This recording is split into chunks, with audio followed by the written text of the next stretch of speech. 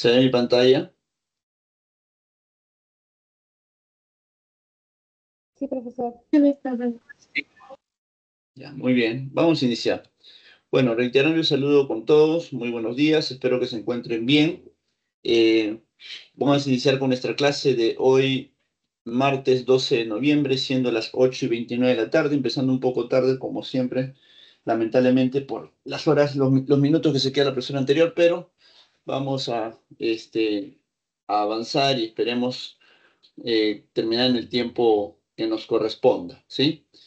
A ver, el tema del día de hoy en geografía eh, está relacionado pues con lo que ya habíamos mencionado la semana pasada. No sé si ustedes recuerdan que la semana pasada les hice pues una explicación general de todos los temas que vamos a desarrollar y de por qué vamos a desarrollar esos temas, debido a que todos estos se relacionan con geografía y cuando hablamos, digamos, en el sentido de relacionarse con geografía, se hace referencia a que se relaciona con las actividades que se presentan por parte del hombre en interacción con el medio ambiente, ¿no? Con la naturaleza. Entonces, en ese sentido, pues nosotros explicamos la semana pasada qué temas vamos a desarrollar durante todo este ciclo, ¿verdad?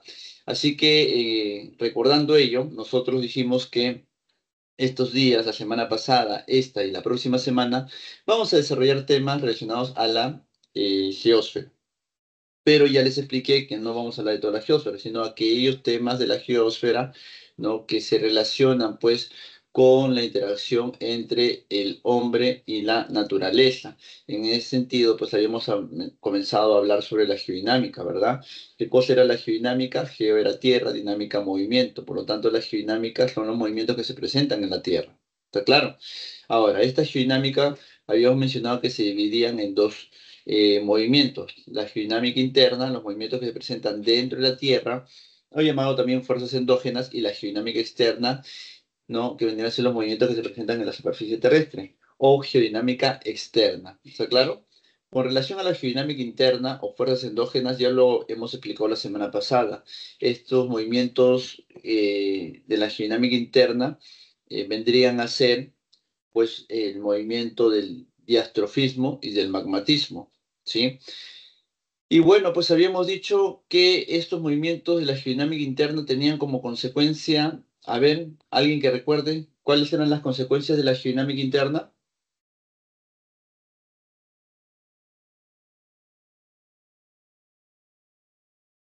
¿Alguien sabe? ¿Alguien recuerda? Pues mira, la semana pasada expliqué bastante, ¿ah? Incluso les hice un Plega- esquemita, todo, a ver, Plegamientos, cordillera, ya, pero ya brazos. está bien. Tú has mencionado ejemplos, pero ¿cómo se llama todo eso? O sea, la geodinámica interna, ¿qué tiene, qué hace, qué genera como consecuencia la geodinámica interna? Y muchas veces preguntan en los exámenes, así que si no responden, preguntas que no van a Ah, responder en el examen. construcción de relieve. Muy bien, la creación. Construcción no, porque no es que la tierra agarre y construye, ¿no? Sino se lo crea así de manera natural. Creación de nuevo relieve, ¿sí? Esa sería la consecuencia de la geodinámica interna. Crea nuevo relieve, ¿está claro? Muy bien, pregunta básica, ¿sí? Por eso que yo les he dicho, cuando ustedes, luego de escuchar mi clase, hay algunos vacíos, pregunten, porque la idea es que se vayan entendiendo todo y que no se queden con vacíos, porque si no, no tiene sentido, pues muchachos, que estén en los diferentes cursos escuchando una clase y yéndose con muchas incógnitas. Tienen que aprovechar y preguntar al profesor todas las inquietudes que ustedes tengan, porque si no, como les digo, no tiene sentido y al final terminarán matriculándose en otro ciclo y creo que eso no es el objetivo de ustedes, ¿no? Sino la idea es que ustedes ingresen. Para que ingresen tienen que tener las cosas claras y para tener las cosas claras hay que preguntar. Luego hay que responder y si me equivoco el profesor me va a corregir, pero equivócate acá, no en el examen, porque en el examen es una sola oportunidad. Si no, pierdes un año más de tu vida. Así son las cosas de clara, jóvenes, en los exámenes de admisión. Te lo digo por la experiencia que tengo. ¿Ya? Bueno, entonces la geodinámica interna tiene como consecuencia la creación de nuevo relieve, ¿verdad?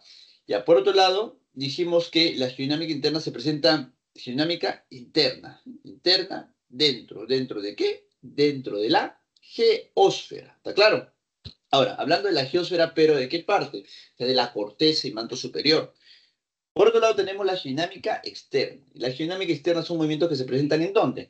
En la superficie terrestre, pues, ¿no? En la superficie terrestre, no dentro de la geósfera, no en la corteza ni en el manto superior, porque ahí se presentan los movimientos internos de la Tierra, movimientos naturales internos. Eso se llama geodinámica interna. La geodinámica externa son movimientos que se presentan en la superficie terrestre, ¿ya? Y justamente eso es lo que nosotros vamos a hablar el día de hoy, ¿no? Movimientos de la geodinámica externa o también llamadas fuerzas exógenas. ¿Está claro? Y esos movimientos de la geodinámica externa o fuerzas exógenas son movimientos que se presentan aquí en la superficie terrestre, donde nosotros estamos ahorita, escuchando nuestras clases, trabajando, desplazándonos aquí en el espacio geográfico se presentan movimientos naturales acá en la superficie terrestre. Esto es externo de la geósfera, esta es la parte externa de la geósfera. Aquí en esta parte externa de la geósfera, aquí en este espacio natural, ¿sí? Aquí en esta superficie terrestre se presentan movimientos naturales, ¿sí? Pero esos movimientos naturales se van a dividir en dos tipos de movimientos. Acá está, mira, geodinámica externa, acá está claramente, ¿no? Tenemos aquí en la superficie terrestre, como pueden ver acá en la imagen, acá en esta superficie terrestre, se va a presentar movimientos naturales, pero estos movimientos se van a dividir en dos, ¿no? Meteorización y erosión. Esos son los dos movimientos que se van a presentar aquí en la superficie terrestre, o sea, van a ser parte de la geodinámica externa y se van a presentar en este espacio que acabo de señalar. Justamente aquí viendo la imagen podemos evidenciar que, por ejemplo, tenemos flechas que apuntan hacia abajo. ¿Qué es lo que sucede? Porque esas flechas apuntan hacia abajo. Lo que pasa es que aquí en la superficie terrestre va a haber movimientos naturales que va a generar la a ver, ¿cuál era la consecuencia de la geodinámica externa? También lo dije la semana pasada. A ver, ¿cuál era?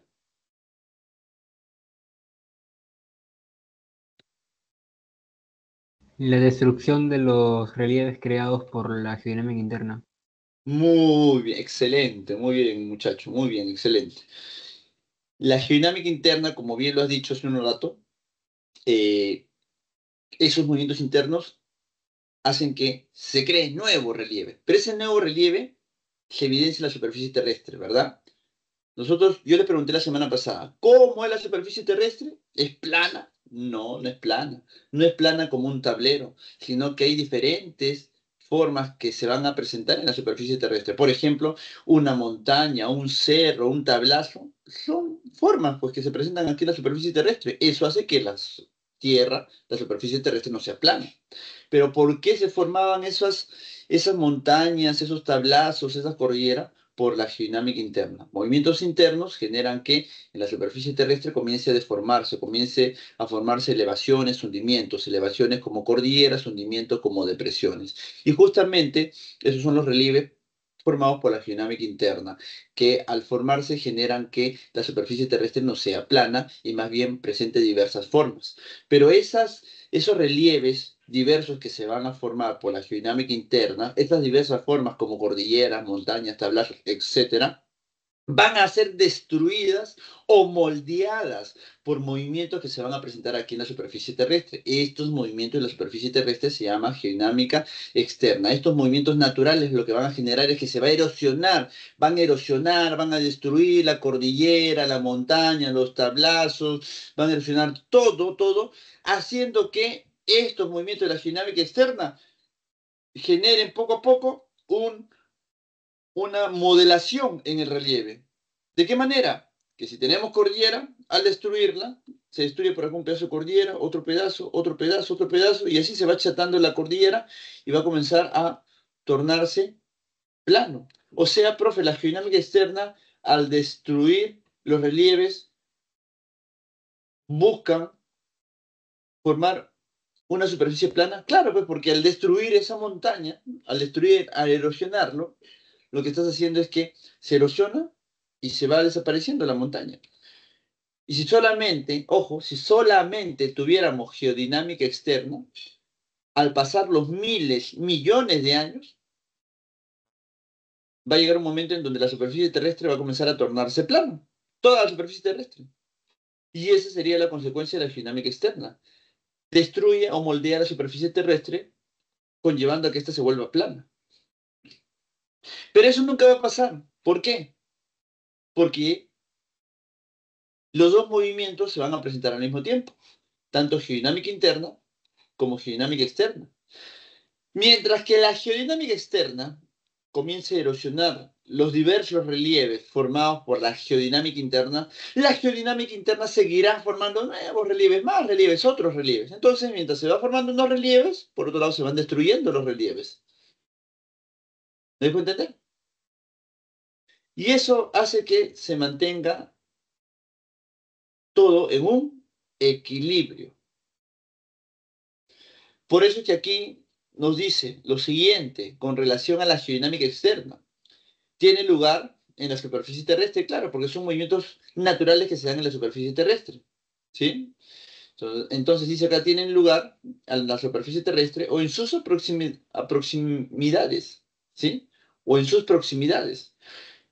Cuando las rocas entran en contacto con los agentes geológicos externos, o sea, cuando las rocas entran en contacto con movimientos naturales de la superficie terrestre, como la erosión o la meteorización, esas rocas se van a ir destruyendo.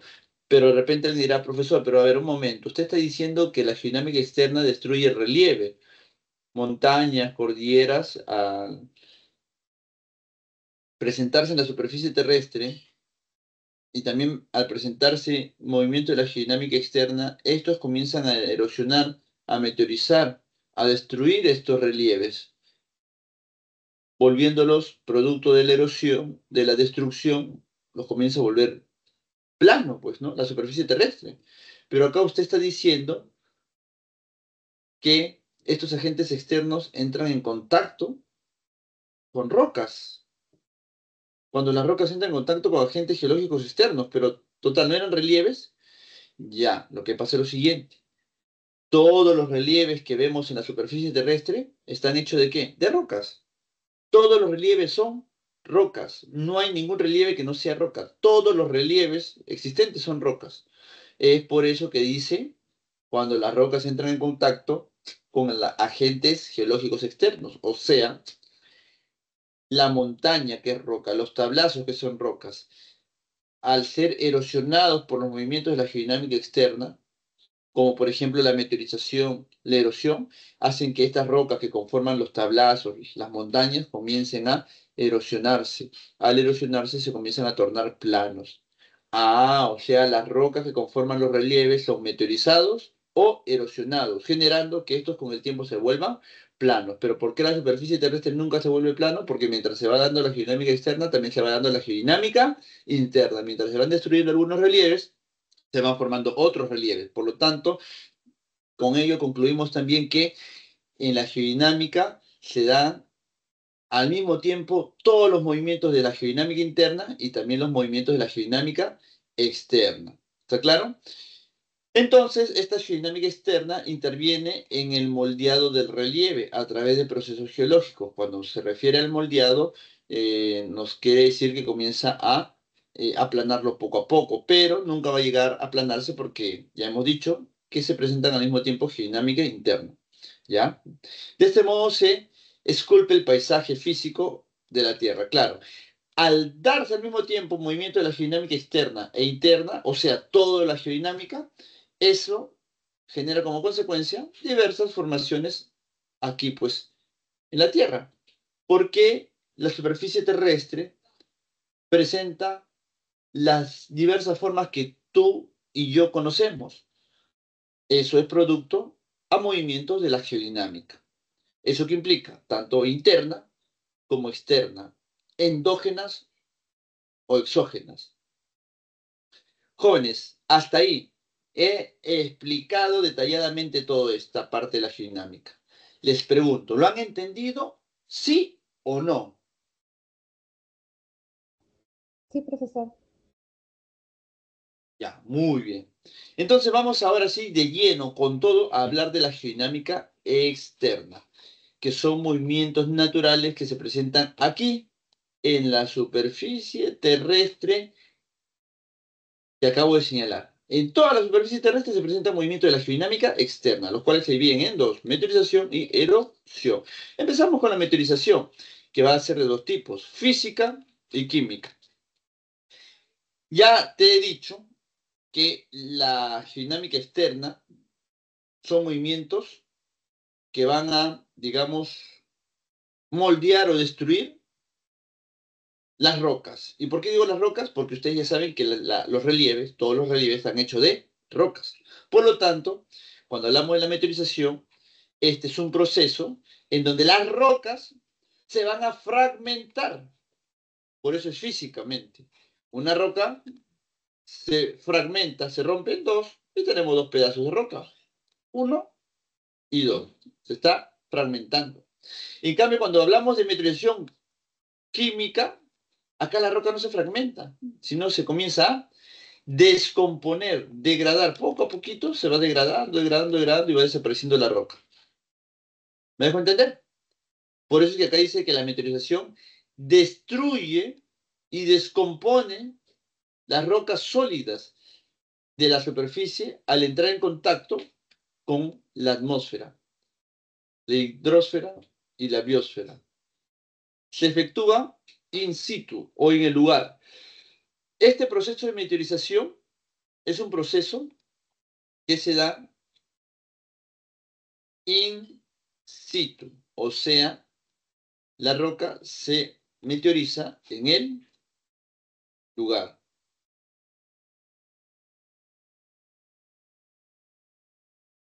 O sea, se fragmenta o se descompone en el lugar. No necesita moverse la roca para que se meteorice. Según el clima, las rocas son alteradas una, de una otra forma, de una u otra forma, y dejan un paisaje característico. Repito, según el clima o dependiendo del clima al cual se presente en cierto lugar de la superficie terrestre, las rocas que hayan en esos diversos lugares van a ser alteradas por justamente el clima. De alguna u otra manera, de alguna u otra forma, van a ser alteradas y van a dejar un paisaje característico del lugar. Si va a haber bastante temperatura, se va a dar, pues, meteorización. Si entre el día y la noche hay cambio brusco de temperatura, se va a dar meteorización. Si en el ambiente hay humedad, salinidad, se va a dar meteorización. Si en el ambiente hay mucho frío, se va a dar meteorización. Justamente cuando hablamos de meteorización, que ya hemos dicho que son de dos tipos, física y química, vamos a hablar primero de la meteorización física. Acá está, meteorización física. Esta meteorización física, en donde ya te dije que la palabrita clave es fragmentar, porque acá las rocas se fragmentan.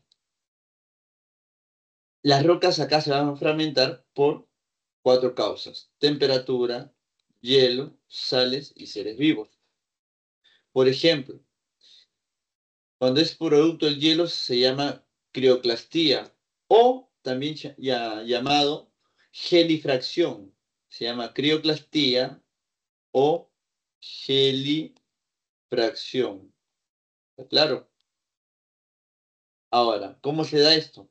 Tienes una gran roca con una fisura. En esta fisura, imagínense, estamos en un lugar de altura, con muy bajas temperaturas, en donde durante el día, de repente cayó agua aquí, en esta zona de la fisura, se llenó de agua y de pronto llegó la noche en el lugar. De repente comenzó a llover en el día y en la noche ya no llueve, pero ustedes saben que en ese lugar de altura en la noche la temperatura disminuye o desciende más de lo que en el día había, digamos, desciende más y hace más frío de lo que había en el día.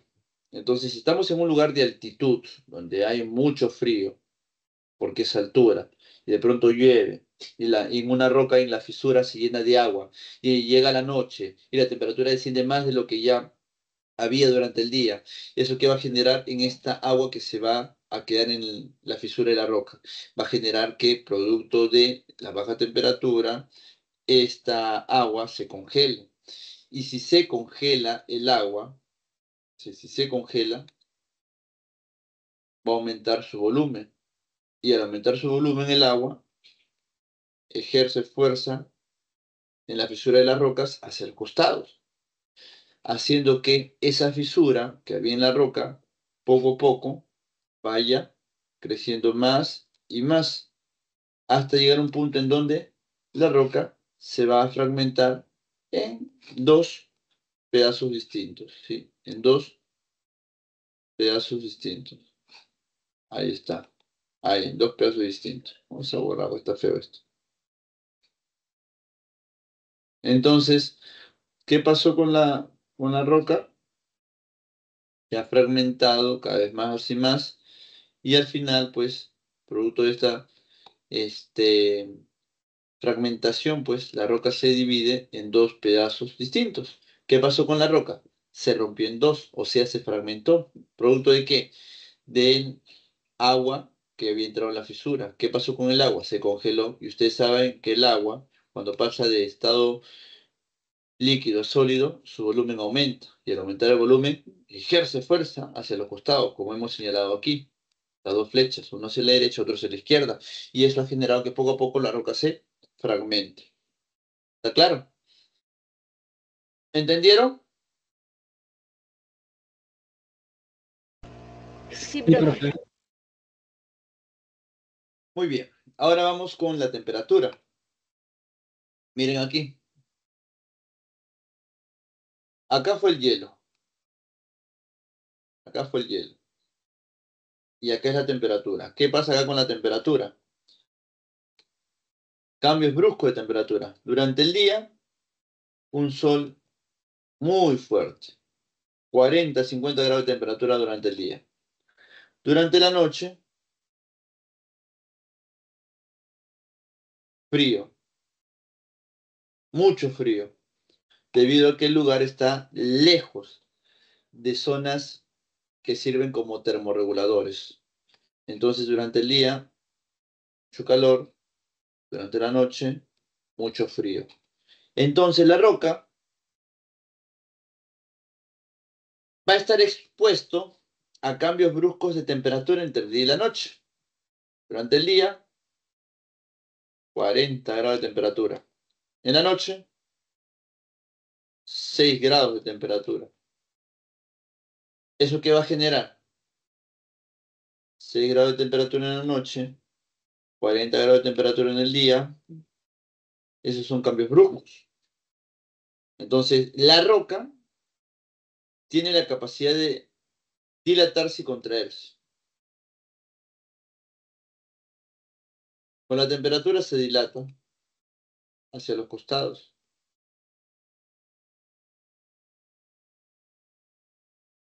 Pero cuando hace frío se contrae. Entonces la roca durante el día y la noche está que se dilata y se contrae, se dilata y se contrae. Entonces al contraerse con fuerza y el día siguiente de nuevo soltarse, dilatarse y de nuevo el día siguiente en la noche contraerse de nuevo, esos cambios de dilatación y contracción generan que en un momento la roca se fragmente y un pedazo de ella caiga como ustedes lo ven acá. Ahí está, mira. Acá está el pedazo de roca que se ha desprendido de la roca más grande.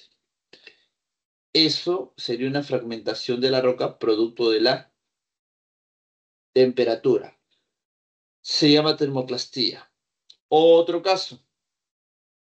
Entonces, un caso es cuando las rocas están en lugares de gran altitud a bajas temperaturas, en donde el agente que fragmenta es el hielo.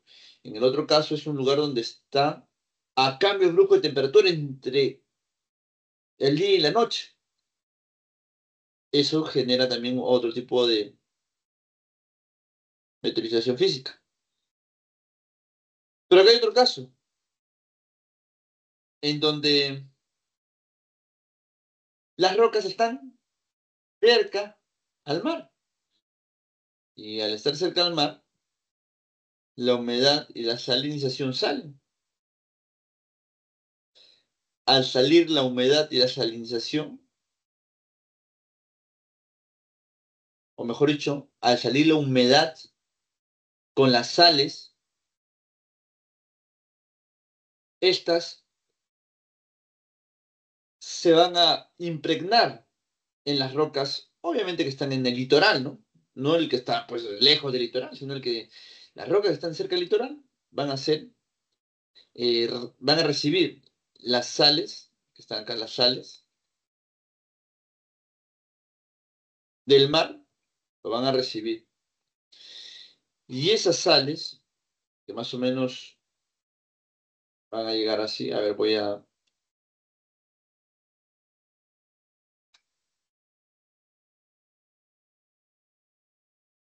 Estas sales, que van a llegar aquí así, se van a impregnar en la roca, lo que van a generar es generar una porosidad en las rocas. O sea, en la roca, al impregnarse la sal va a comenzar a volver la roca porosa.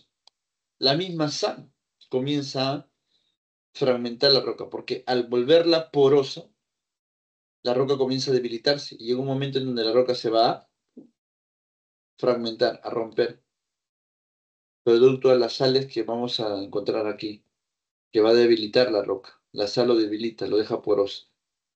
Es como un hueso cuando le da osteoporosis, se llena de huequitos. Igual acá tú puedes ver la roca, mira cómo se llena de huequitos, producto de la presencia de las sales. Claro que yo le estoy diciendo puntitos más grandes para que puedan notarlo, pues. ¿Está claro? Eso serían las salinización, perdón, eso sería la meteorización a consecuencia de las sales que se presentan en las rocas cercanas al mar, debido a que del mar sale la neblina junto con las sales, el cual se impregnan en la roca y eso genera que las rocas se vuelan porosas, se debiliten y se fragmenten.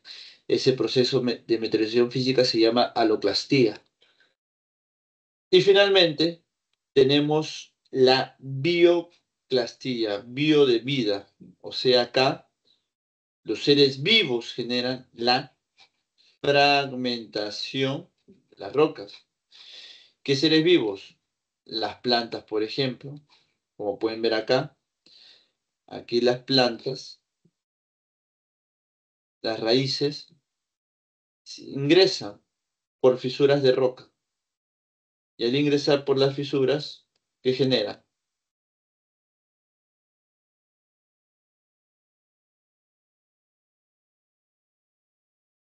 ¿Qué generan al ingresar por las fisuras de la roca?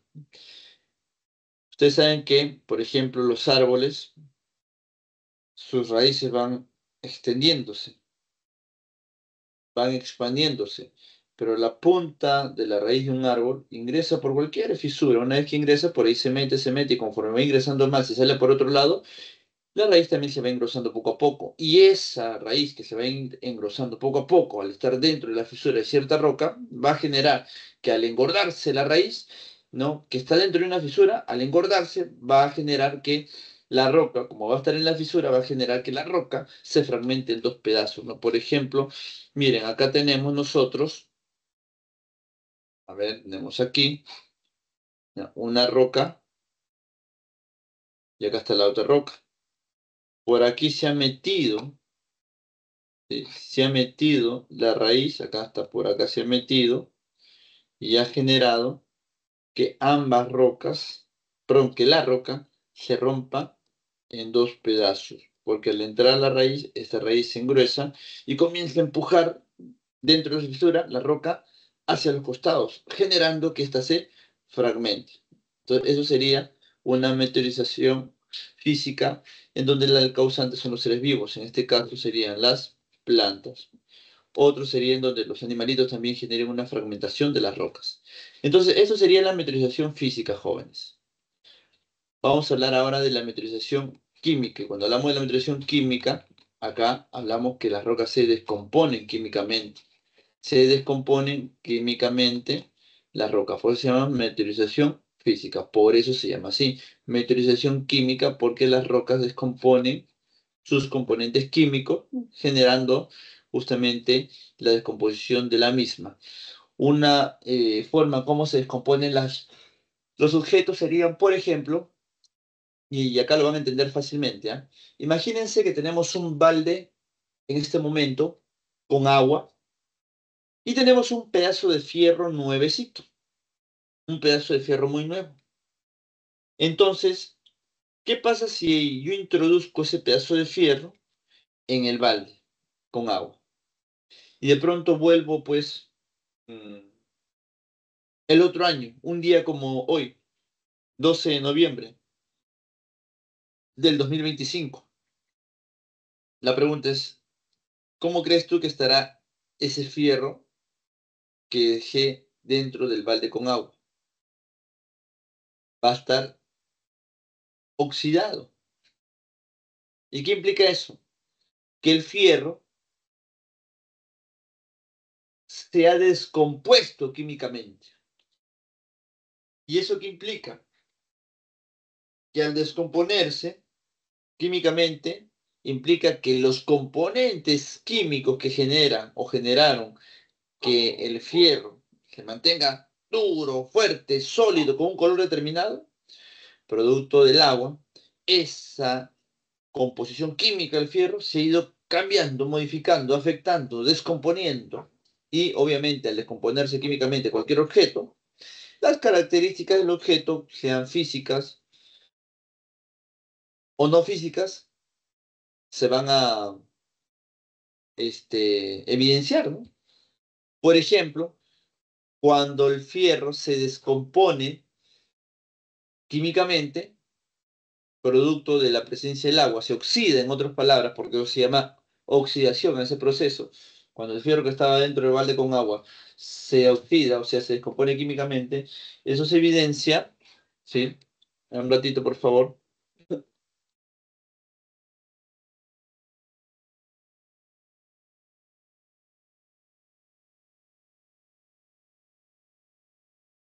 Como decía, eso, el fierro cuando se descompone químicamente, eso se evidencia, porque cuando vemos un fierro oxidado, ¿cómo nos damos cuenta? El color del fierro ha cambiado, medio rojizo, que cuando tú lo agarras, tu mano queda pues así con ese color rojito, que es el óxido, o sea, en realidad es el fierro en sí, pero que se ha descompuesto en partículas pequeñas, por eso que tiene tu mano impregnado el color rojizo.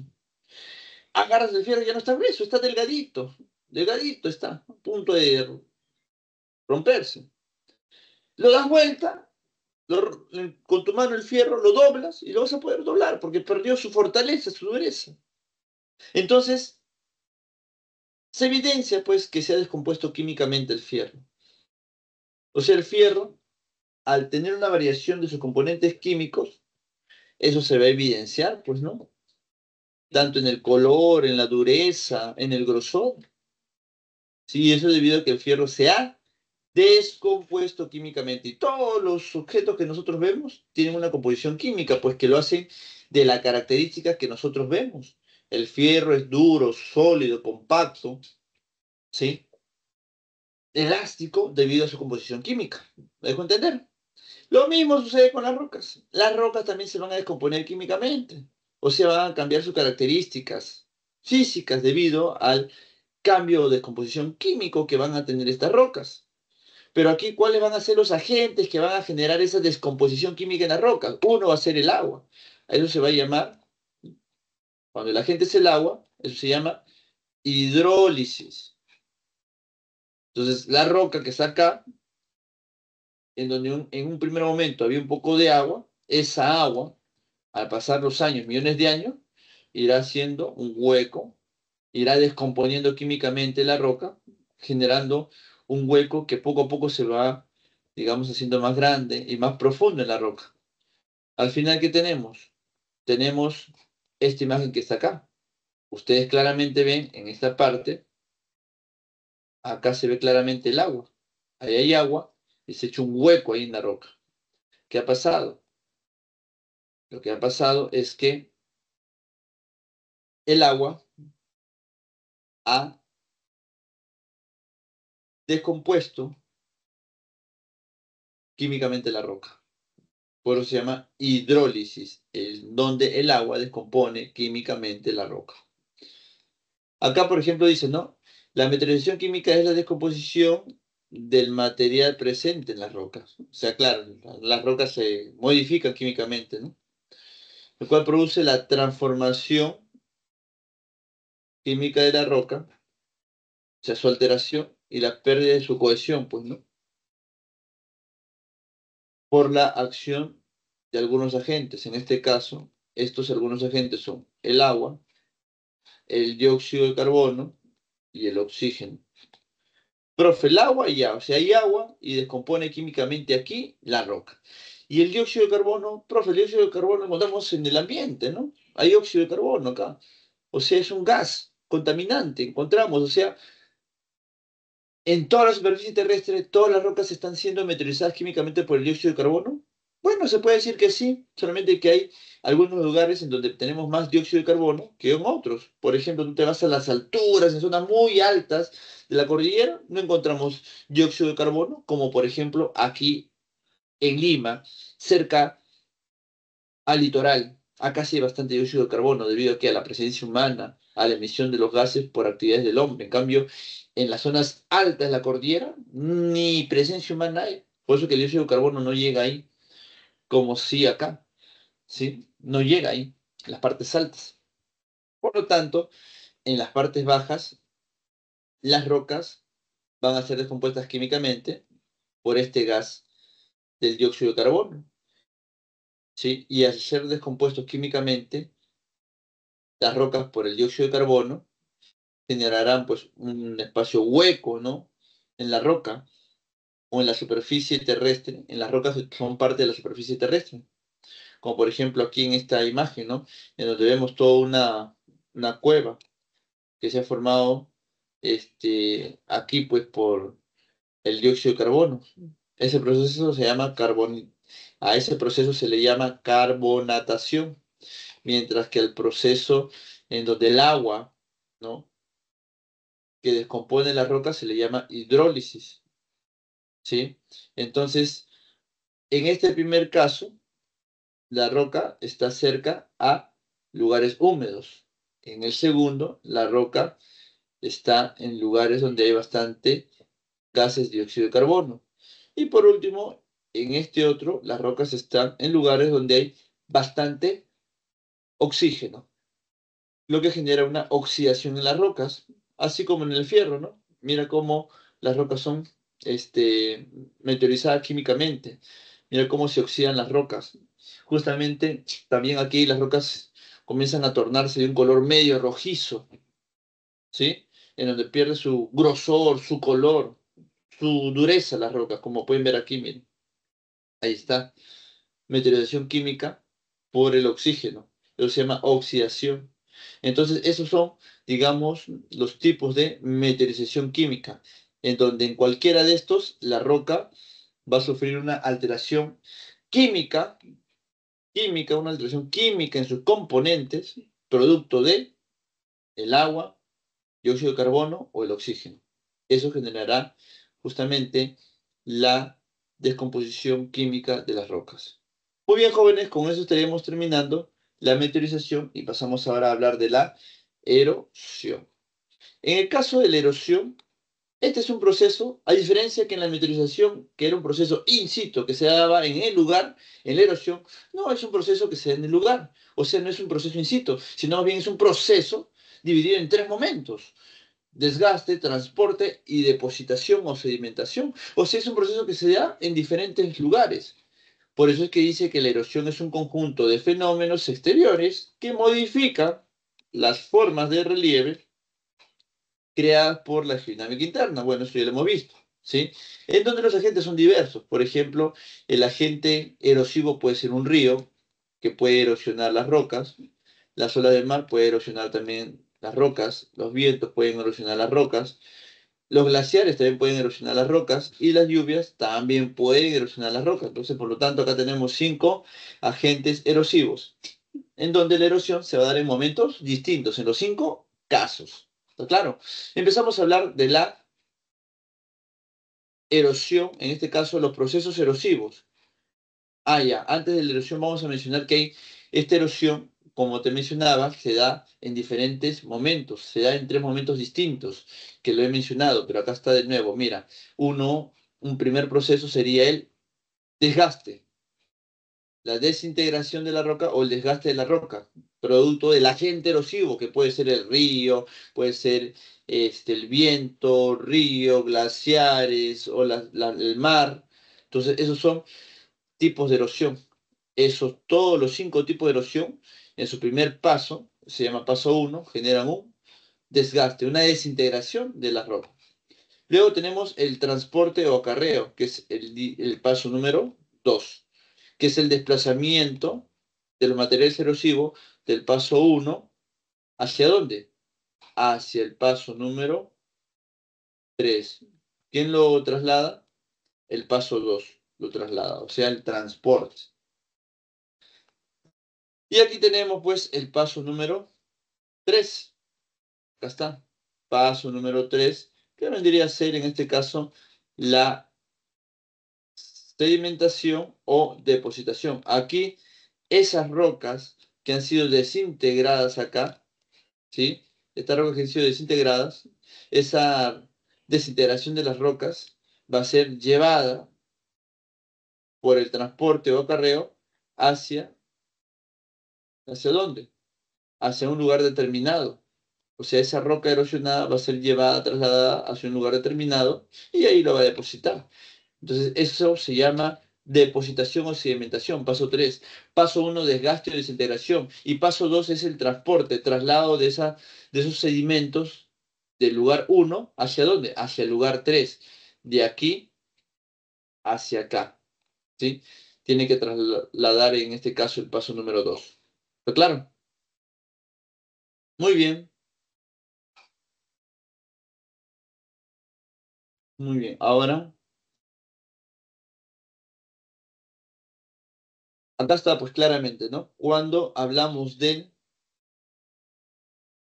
desintegración o desgaste es el arranque o arrancamiento de esos sedimentos que están impregnados en la roca, el cual va a ser erosionado poco a poco o desgastado poco a poco. Entonces, es el arranque del material por distintos mecanismos, ¿no? ¿Por qué se arranca ese material? ¿Por qué se va desgastando? Por el viento, por el agua del río, por las olas del mar, por el glaciar, etcétera, etcétera.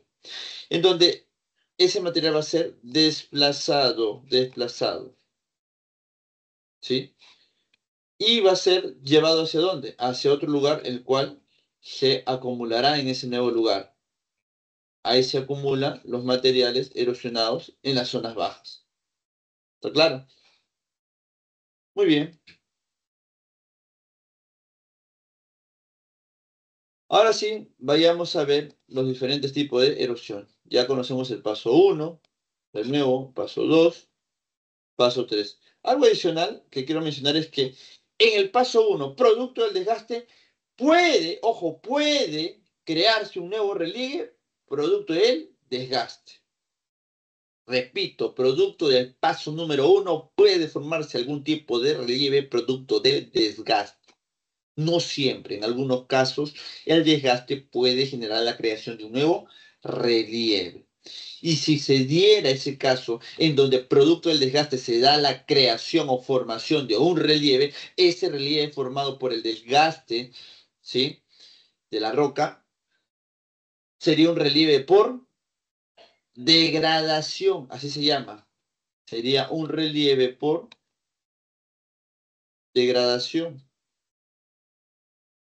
En el paso número 2 nunca se forma relieve porque solamente se traslada el sedimento, se transporta el sedimento de un lugar 1 a un lugar 3. Más bien cuando se depositan esos sedimentos, se dejan los sedimentos en este lugar 3, se da la sedimentación en donde el sedimento es dejado, ¿no?, en algún lugar producto del transporte. Y al dejar esos sedimentos en un nuevo lugar, y si se formara algún tipo de relieve, ese relieve que se formara por el paso número 3, por la sedimentación o depositación, sería un relieve llamado relieve por agradación. Acá está, relieve por agradación. Ahí está. ¿Está claro? Entonces, si se forma por el paso número 1, sería relieve por degradación. Paso número 3, relieve por agradación. Profe, el paso número 2 nunca forma relieve porque lo único que hace es trasladar los sedimentos de un lugar a otro. El lugar 1 al lugar 3. ¿Me dejo entender, jóvenes? ¿Está claro hasta ahí? Sobre los procesos erosivos. Sí, profe. Muy bien.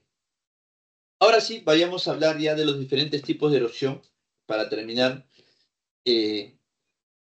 los temas relacionados a geografía.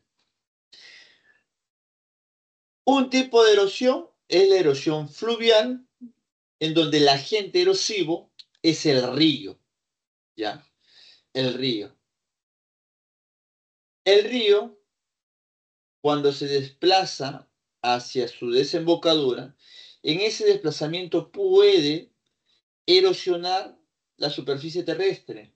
Las laderas o los costados de la superficie terrestre por donde está pasando el río, el agua del río, pueden ser erosionados y pueden, producto de ese desgaste, producto de esa degradación o desgaste, pueden formar algún tipo de relieve, como por ejemplo un cañón, en donde mira, la superficie terrestre viene acá, viene aquí, y el río antes pasaba por acá arriba, pero con el tiempo ese río ha ido erosionando, y como ha ido erosionando, al final, miren, esta superficie cada vez se ha generado una mayor, un mayor, digamos, profundidad, ¿no? Se ha ido formando una mayor profundidad, en donde el río que estaba acá al costado ahora está abajo.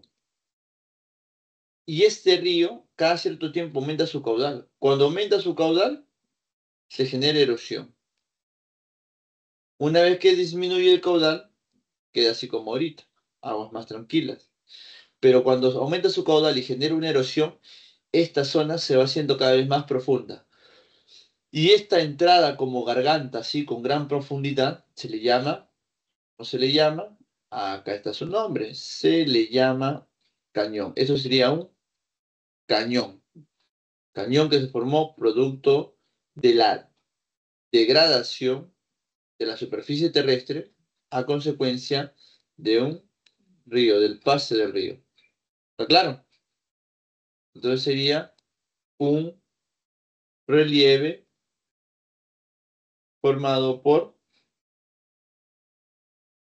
el paso número 1, por el desgaste. ¿Sí? Y si ese relieve se forma por el desgaste, sería un relieve por degradación. ¿Qué relieve es? Un cañón. ¿Está claro? Pero también puede darse el caso en donde el río, a la hora de desembocar al mar, como podemos ver aquí y podemos ver acá, este puede generar depósito de sedimentos que de repente el río ha ido arrastrando a través de todo su recorrido y el cual, a la hora de desembocar al mar, ese río ha depositado todos los sedimentos en la ladera de la desembocadura, o sea, en los costados de la desembocadura. ¿Sí? O puede ser que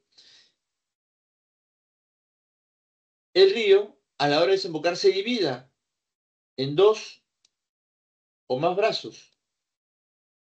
¿Formando qué? Formando en el paso número 3, que es el depósito de sedimentación, formando de repente aquí un delta. Este delta que se ha formado acá sería un relieve que se ha formado a la hora de sedimentar, de depositar el río, sus aguas en el mar. Entonces aquí, como pueden ver, el río, al vertir sus aguas al mar, al llegar a su desembocadura, ha sedimentado o depositado, ¿no?, todo lo que ha ido desgastando durante su recorrido, lo ha depositado en la desembocadura. Y al depositarlo, ¿qué ha generado? al depositar todo ello en su desembocadura, lo que ha generado es una sedimentación. Y esa sedimentación o depositación ha generado un relieve llamado delta. Y ese delta sería un relieve formado por agradación, porque se ha formado por el paso 3, que es el depósito sedimentación. Ese sería un delta. ¿Está claro? Vamos ahora con el viento. Erosión eólica, en donde el agente sería el viento. ¿Qué pasa con el viento? También desgasta las rocas. Por ejemplo, acá tenemos una roca que no tenía esta forma. El viento, al pasar por aquí, ha ido desgastando esa roca, degradándola, ¿sí? Ha ido desgastándola y al desgastarla ha formado, pues, una particularidad con la roca. Le ha dado una forma particular, en este caso esa forma que ha adoptado la roca, producto del desgaste del viento, se le llama a ese tipo de roca un pedestal. Ahí está, pedestal. Y ese pedestal, ¿sí?, que se ha formado por el desgaste de las rocas, sería un relieve por degradación, paso número 1, ¿no? O puede ser que esta roca que está siendo desgastada por el viento siga su recorrido y llegue hasta cierto punto de algún tipo de desierto. Y todos esos sedimentos que ha trasladado, en este caso el viento, ¿sí? Los sedimentos que ha trasladado probablemente el viento, debido al desgaste que ha generado en la roca, el viento en algún momento va a perder su fuerza. Y al perder su fuerza en algún lugar, ahí depositará justamente todos esos sedimentos de la roca. Y al depositarlo ahí, ¿qué va a generar? Al depositarlo, formará un nuevo relieve. En este caso, ¿qué está formando? Esta depositación o sedimentación de esa roca ha generado acá una duna. Ahí está, una duna. Por lo tanto, la duna sería un relieve que se ha formado por agradación. Agradación. Ahí está. Muy bien. Ahí está. En este caso sería una duna. Duna, relieve por agradación. Pesta, relieve por degradación. Y de acá es agradación. Listo. Pasamos ahora al mar. A ver. Ustedes dicen 7:30, 8:25, 9:20. Ya, tienen receso, jóvenes, ¿sí? Tienen receso, nos reencontramos en unos minutos. ¿Ya? Vayan a su receso, por favor.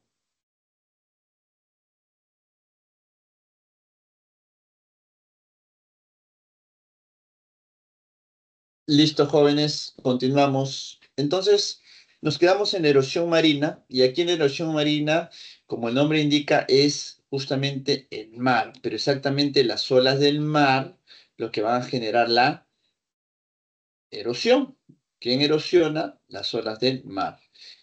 Y bueno, pues las olas del mar cuando chocan con el litoral, hacen que el litoral adopte formas y no sea algo recto, sino que adopte diversas formas como entradas y salidas.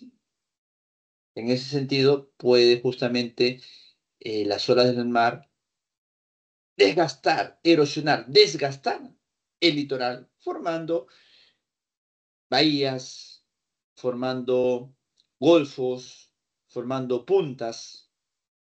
Entonces las olas del mar lo que hacen es desgastan, y al desgastar forman relieves. Por lo tanto, esos relieves serían relieves por degradación. Un ejemplo, la bahía. La bahía es un relieve que se ha formado producto del desgaste del litoral a la hora de chocar las olas del mar. Entonces esa bahía sería un relieve por degradación. Pero también hay otros casos en donde las olas del mar no chocan y erosionan, sino que lo que generan es eh, depositan o sedimentan. En este caso, las olas del mar vienen aquí y depositan o sedimentan, en este caso, arena. Toda esta arena que se forma acá sería arena depositada, sedimentada, ¿sí? Y en este caso, esta arena que es depositada o sedimentada genera un camino que une todo el continente con esta islita que está acá. Por lo tanto, al formarse eso sería un tómbolo. El tómbolo sería un relieve formado por depositación o sedimentación. Por lo tanto, sería un relieve por, ahí está, un relieve por agradación. Muy bien.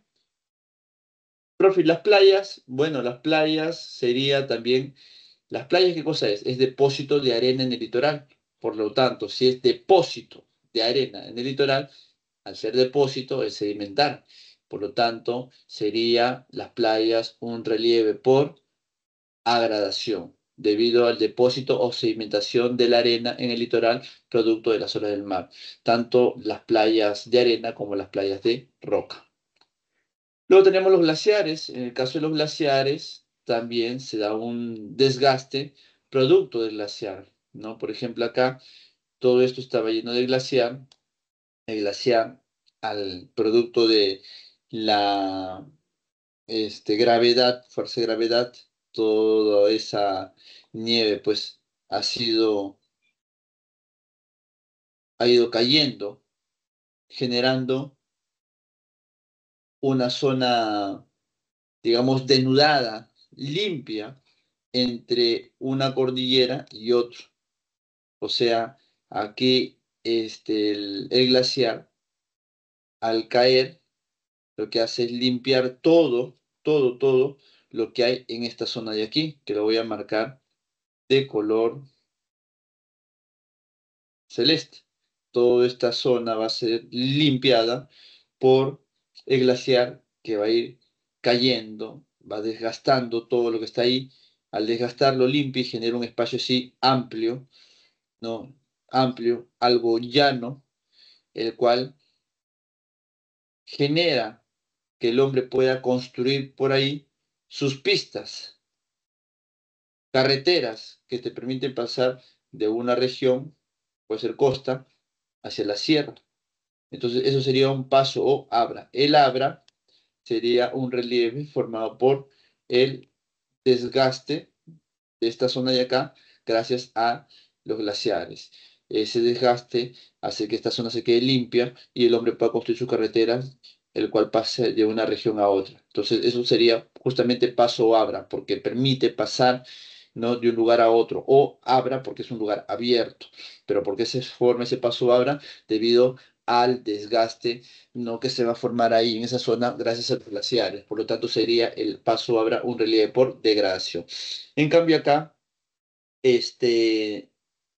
los glaciares traen todo, todas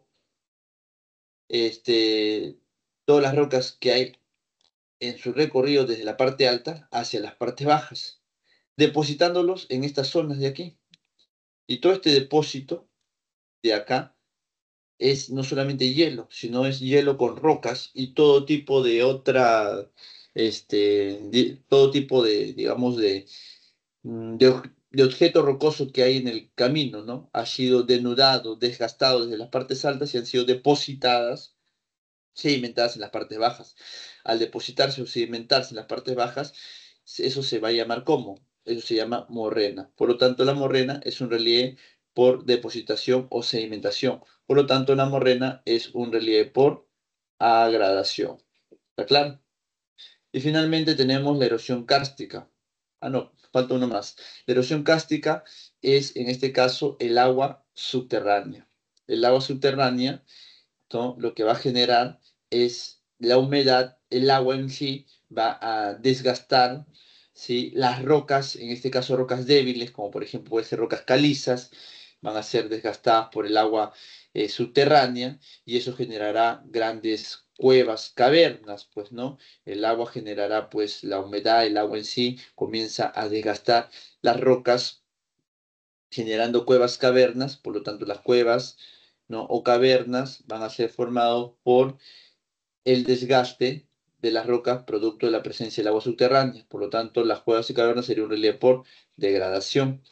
Y por otro lado, dentro de estas cuevas y cavernas, eh, todo la cueva y caverna va a estar lleno de agua o de humedad, tanto el suelo como incluso el techo, porque el agua va filtrando, pues desde la superficie terrestre, el agua se ingresa por el suelo, por la tierra y filtra hacia las cavernas.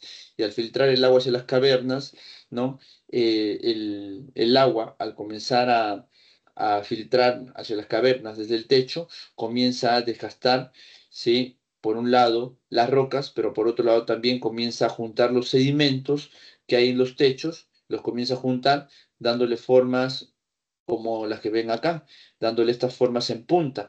Estas formas en puntas se les llama estalactitas, que es producto de la agradación, producto de la depositación que va a generar la humedad dentro de la caverna hacia ciertos puntos del techo, ¿sí? Esa humedad se va a juntar hacia ciertos puntos del techo y va a comenzar a dejar pues ahí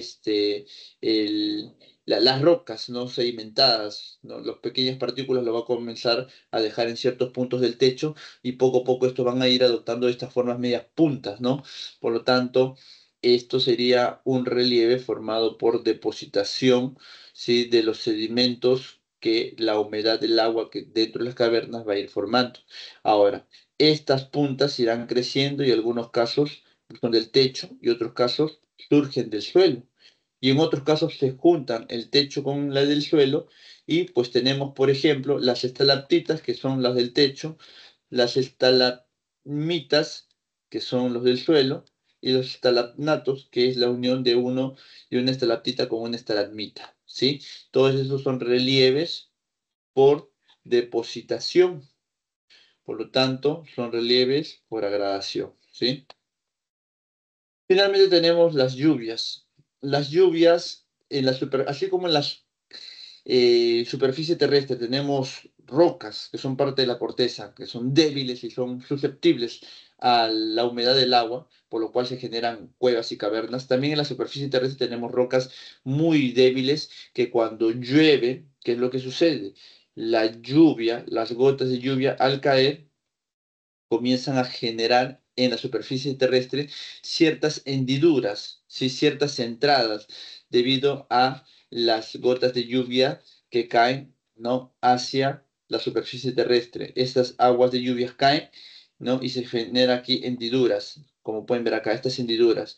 Esas hendiduras se irán formando, ¿no? en toda esta superficie terrestre y el agua irá bajando por las hendiduras, ¿sí? Entonces, estas hendiduras o surcos son formados por las lluvias que caen en esta zona. Por lo tanto, las lluvias caen, generan un desgaste en forma de hendiduras o surcos, y estas hendiduras o surcos se van a formar por el desgaste serían relieves por degradación. Pero por otro lado, estas aguas que van a ir bajando por las hendiduras se irán hacia dónde? Se irán por acá, hacia zonas bajas, y al bajar todo ese sedimento de las hendiduras se depositará en zonas bajas, ¿no? Acá está la superficie terrestre, ¿no? Este es el suelo, la superficie, esta es la parte alta, entonces todos esos sedimentos se van a ir depositando aquí. Todos estos sedimentos se depositan acá, miren, acá se van a ir depositando. ¿Sí? Y al depositarse ahí, se forma pues este depósito que tiene su nombre. Esta sedimentación o depositación se llama abanico fluvial, que se forma, ¿no? en las partes bajas de los acantilados o montañas, ¿no? Entonces, esos abanicos que se forman en las partes bajas se le llama, pues, perdón, estas formaciones que se van a dar aquí en la parte baja de las montañas se va a dar abanico, porque miren, justamente tiene forma de un abanico, ¿no? Medio triangular, pero son sedimentos, ¿no? Que el agua de las lluvias ha traído desde las partes altas, ¿no? De la, montaña, ¿sí? El cual, al bajar, pues, al formarse en estas zonas bajas, pues, tiene forma de abanico y como es, digamos, una depositación de los sedimentos que se han ido erosionando en las partes bajas, el cual se va a depositar en las partes bajas, formando estos abanicos aluviales serían relieves por agradación, ¿sí? O depositación, pues, ¿no? Relieve por agradación. ¿Está claro, jóvenes? Entonces, esos serían los tipos de erosiones que nosotros vamos a tener. Erosión pluvial, o sea, erosión pluvial producto de las lluvias, fluvial del río, marítima las olas del mar, cársticas aguas subterráneas, glaciar son los glaciares, eólica es el viento. Esos son los 6 tipos de erosiones que nosotros hemos visto el día de hoy. ¿Sí? Y acá tienen ustedes sus ejercicios. ¿Sí? Para que practiquen en sus casas. Aquí les dejo sus claves. La pregunta número 1, la respuesta es E de enano. Pregunta 2, C de casa. Pregunta 3, D de dedo. Pregunta 4, B de bueno. Muy bien, jóvenes, muchas gracias. Eso sería todo por hoy en geografía. Vamos a pasar ahora a cívica. ¿Sí? Aquí está. Vamos a abrir nuestro material de... Cerramos geografía y una vez nos quedamos con cívica. Jóvenes, hasta ahí en geografía, ¿hay alguna duda, alguna inquietud o todo está claro? Todo claro, profe. Muy bien, entonces pasamos ahora a hablar en cívica. eh, Nuestro tema del día de hoy en cívica es la ciudadanía. Y lo primero que vamos a mencionar es cuándo nosotros somos ciudadanos, ¿no? Nosotros somos ciudadanos cuando, bueno, hay que entender también algo bien fino, ¿ah? Somos ciudadanos peruanos todos, todos los nacidos acá, los niños también. Pero cuando adoptamos la ciudadanía, que es algo distinto, ciudadanía es cuando nosotros cumplimos los 18 años de edad. La ciudadanía es una condición jurídica y política que adoptamos todos los peruanos al cumplir los 18 años de edad, en donde ejercemos todos nuestros derechos, el 100% de la totalidad de nuestros derechos, nosotros ya los podemos ejercer al cumplir 18 años de edad y obtener nuestra ciudadanía peruana. Antes somos pobladores peruanos, parte de la nación peruana o ciudadanos de manera general, pero la ciudadanía es una, como bien dice acá, condición, acá está, un ratito, no sale para poder marcar, ¿qué ha pasado? ¿Se nota mi pantalla? Sí, Sí, profesor. ¿Sí? Ya. El tema es que no sé por qué no puedo marcar. Un ratito, vamos a ver, no sé qué ha pasado. A ver, a ver.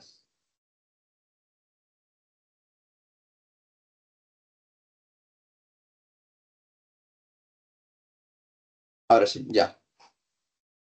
Acá está. Entonces, nosotros decíamos que la ciudadanía era una condición jurídica y política. Hemos hablado nosotros de los derechos humanos, las clases anteriores, y habíamos dicho que todos nosotros tenemos la misma cantidad de derechos y en las mismas condiciones. Pero esos derechos humanos que nosotros obtenemos, ¿no? Desde que somos concebidos, los derechos, si bien los gozamos el 100% todos desde la concepción, lo ejercemos progresivamente. ¿Qué quiere decir ello? Que, por ejemplo, un niño de 15 años puede elegir a sus candidatos, a sus gobernantes, no. Puede ser elegido, tampoco. Pero tiene el derecho a elegir y ser elegido, claro, tiene el derecho, pero todavía no el ejercicio de poder, digamos, practicarlo. Eso recién se obtiene a los 18 años de edad cuando todos obtenemos la condición jurídica y política, ¿sí? Que se adquiere a los 18 años de edad, el cual implica que todos tenemos ya todititos los derechos al 100%. Claro, antes de cumplir los 18 años de edad tenemos todos los derechos menos los relacionados a lo jurídico y político. ¿Y qué cosa quiere decir lo jurídico y político? Por ejemplo, 18 años de edad, tú puedes firmar un contrato. A los 13 años de edad, jurídicamente, ¿puedes firmar contratos? No, porque eres menor de edad. A los 18 años de edad, políticamente puedes elegir a tu gobernante. Pregunta, a los 14 años de edad, políticamente puedes elegir a tu gobernante, puede ser elegido, no. Entonces, a eso se refiere la condición jurídica y política.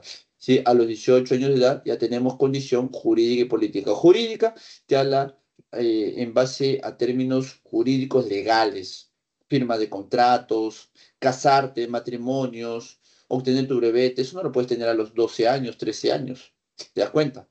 Y la condición política es tomar decisiones, involucrarte en decisiones políticas que involucran a toda la ciudadanía. Tampoco no lo puedes hacer antes de cumplir 18 años de edad. Al cumplir los 18 años de edad ya tienes toda tu, digamos, condición jurídica y política para participar o ejercer tus derechos jurídicos, valga la redundancia, ¿no? Jurídicos y políticos. Ahora, tu ejercicio se requiere la inscripción electoral. Una vez que tú te inscribes en la RENIEC, obtienes tu DNI, ¿sí? Acá en la RENIEC, y con eso pues ya tú tienes tu condición jurídica y política como ciudadano, ¿no? Haciendo referencia al término de ciudadanía. Toda persona mayor de 18 años de edad tiene plena capacidad de ejercicio, o sea, puedes ya ejercer. Antes tienes goce, o sea, tienes el derecho de elegir y ser elegido y firmar contratos, pero más no lo ejerces, tienes el goce, lo gozas como ser humano, pero no lo ejerces porque todavía eres menor de edad. Una vez que cumples los 18 años de edad, recién tienes la capacidad de ejercicio. Esto incluye a todas las personas con discapacidad también, en igualdad de condiciones y con las demás y en todos los aspectos de la vida. Quiere decir que un discapacitado, por ser discapacitado, no se le va a restringir algunos derechos o se le va a restringir algunas situaciones en donde no podrá ejercer su ciudadanía, no, para nada. Todo discapacitado tiene los mismos derechos, al igual que cualquier otra persona que no tenga ningún tipo de discapacidad, ¿sí? Salvo hay casos en donde sí ojo, no quitan, sino suspenden algunos derechos jurídicos y políticos, que lo vamos a ver más adelante. Ahora, tiene plena capacidad de ejercicio la ciudadanía, implica un mayor compromiso frente a la sociedad, porque cuando tú obtienes la ciudadanía, ojo, esto de la ciudadanía es ejercer una condición no solamente jurídica y política, sino que también tienes deberes y tienes derechos que cumplir. ¿Cómo es eso, profe? Deberes y derechos. Claro, derechos de poder elegir a tus gobernantes, ser candidato pues a asumir un cargo, ¿no? Esos son derechos. ¿Y deberes de qué? Deber de honrar a la patria, de pagar impuestos. Sí, que la ciudadanía implica todo eso. Si bien tú tienes tu condición jurídica y política y con ello puedes practicar, ¿no? Ciertos derechos, también tienes que cumplir ciertos deberes, ¿sí? Ahora, tienen capacidad política para intervenir en asuntos como los referéndums, iniciativa legislativa, revocatoria, remoción de autoridad, demanda de rendición de cuentas, entre otro tipo de decisión pública. Ahora, capacidad jurídica según el artículo 3 del Código Civil. ¿Qué es capacidad de goce? ¿Qué es capacidad de ejercicio? Cuando uno recién nace, ¿sí? Se adquiere plenamente con el nacimiento la capacidad de goce. O sea, cuando tú naces, gozas de todos tus derechos, todos, todititos, ¿sí? Por eso es que es la aptitud que tiene el sujeto para ser titulado de derecho y deber. O sea, tú tienes derechos y deberes ya desde ahí. Pero, ojo, o sea, adquieres, ¿no? Plenamente esa actitud de poder tener deberes y derechos, pero todavía no lo ejerces. Recién lo ejerces cuando cumples 18 años de edad. Ahí tienes capacidad de ejercicio que se adquiere al cumplir la mayoría de edad y que es la aptitud que tiene el sujeto para ejercer personalmente sus derechos y deberes. En otras palabras, celebrar por sí mismo los actos jurídicos. Antes no se puede. ¿Está claro? Esa es la diferencia entre capacidad de goce desde el nacimiento y capacidad de ejercicio al cumplir los 18 años de edad. Capacidad de ejercicio es ejercer, capacidad de goce es que tú tienes esos deberes y derechos, ¿no? Lo tienes, pero no lo puedes ejercer porque todavía eres menor de edad, ¿sí? Ahora, los derechos, como te dije, al cumplir los 18 años de edad tienes deberes y derechos. ¿Cuáles son esos derechos? Los ciudadanos pueden ejercer sus derechos individuales o a través de organizaciones políticas como partidos, movimientos o alianzas conforme a la ley de artículo 35 de la Constitución Política del Perú. Tienes derechos, derecho a elegir, derecho a ser elegido, ¿no? Derecho a participar de las elecciones, derecho, no sé, pues a organizarte, a sufragar, etcétera, etcétera. Pero también estos derechos que tú tienes, ¿ya? Y puedes ejercer a los 18 años de edad, porque ya lo tenías antes, sino que ya los puedes ejercer al cumplir los 18 años de edad, estos derechos pueden ser suspendidos en algunas situaciones, por eso se llama suspensión de los derechos ciudadanos. Ojo, suspensión, más no quitar derechos, es suspender derechos de los ciudadanos, según el artículo 33 de la Constitución Política del Perú. Son tres situaciones en las que nosotros podemos se nos puede suspender nuestros derechos ciudadanos. Una es por una resolución judicial de interdicción. ¿Qué implica ello? Cuando una persona no tiene la capacidad, es cuando a una persona se le declara incapaz de ejercer sus derechos civiles por sí mismo, por sí mismo. ¿Está claro? Profe, ¿cómo que por sí? ¿Cómo que por sí mismo? Lo que pasa es que hay personas que tienen problemas de la cabeza, problemas mentales, ¿sí? Y no pueden ejercer sus derechos por sí mismos. Por ejemplo, Los casos no pueden ser objeto de interdicción aquellos pródigos, aquellos que incurren en mala gestión, ebrios habituales, toxicómanos, por ejemplo, uno que es ebrio habitual, o sea, claro, antes era alcohólico, ahora ya para que no se suene muy feo se llama ebrio habitual, pero ya un alcohólico puede ejercer sus derechos, no porque está mal de la cabeza o de repente tiene un mal hábito o de repente no se puede controlar. O una persona que tiene lagunas mentales podrá ejercer sus derechos. ¿Mm? Civiles, no, pues porque alguien lo puede engañar, se pueden aprovechar de esa persona. Por lo tanto, sus familiares o sus hijos le pueden establecer una interdicción a un padre que de repente tiene lagunas mentales.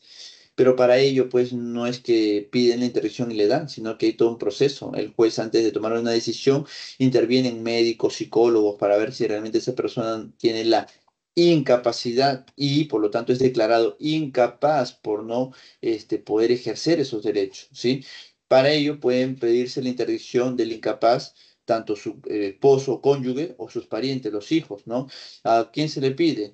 ¿No? Se le pide ante el juez, ¿ya? Pero, ojo, dice acá, puede pedir interdicción del incapaz, su cónyuge, sus parientes y también el Ministerio Público, ¿sí? ¿Ya? ¿Y ante quién? Ante el juez. ¿Está claro? Ahora, otro caso en donde se suspenden, claro, mientras se te declare interdicto, se te suspenden los derechos, pues, ¿no? Civiles, que implica, por ejemplo, si tú tienes propiedades y sufres de lagunas mentales y te establecen una interdicción, pues pierdes la capacidad de poder tomar decisiones por ti mismo sobre tus propios patrimonios. ¿Por qué? Porque estás mal, pues no eres un incapaz, hasta que de repente pues te mejores y esta interdicción, ¿no? El cual te genera una suspensión de ese derecho, pues se levante, pues, ¿no? Se quite la suspensión. Otro caso en donde te suspenden los derechos ciudadanos es cuando el juez te declara culpable de algún tipo de delito y vas preso, ¿no? Ahí te suspende solamente el derecho a la libertad. Y otro es por inhabilitación de los derechos políticos. Es cuando aquí una persona ha participado de algún tipo de cargo público y entonces el Congreso tiene la capacidad de inhabilitarte.